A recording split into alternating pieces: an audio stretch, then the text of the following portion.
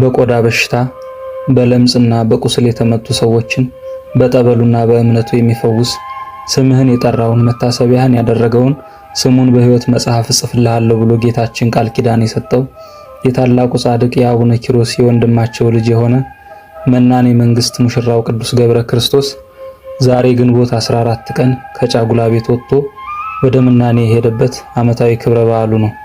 ሙሽራው ቅዱስ ገብረ ክርስቶስ የአባቱን መንግስት ንቆ ከመነነ በኋላ ወደ አርማንያ ሀገር ሄዶ በእመቤታችን ቤተክርስቲያን በር ሰው ገድሉን ሳያውቅበት ለ15 ዓመታት በተጋድሎ ኖሯል። እመቤታችን ቅድስናውን ለአንድ ካህን ገልጣበት ውዳሴ ከንቱን በመፍራት በመርከብ ተሳፍሮ ወደ ሌላ ሀገር ሲሄድ በፈቃድ እግዚአብሔር ከአባቱ ሀገር ደረሰ። በአባቱም ደጃፍ ማንነቱን ሳይገልጽ የአባቱ አገልጋዮች የሚያደርሱበትን በደል ታግሶ ለ15 ዓመታት ጽኑ ተጋድሎን እየተጋደለ ከኖረ በኋላ ተጋድሎውን ጽፎ በእጆቹ እንደያዘ በጥቅምት 14 ቀን በክብር አርፏል።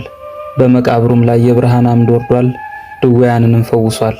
ለእግዚአብሔር ምስጋና ይሁን። እኛንም በቅዱስ ገብረ ክርስቶስ መርዓዊ ጸሎት ይማረን ይቆየን።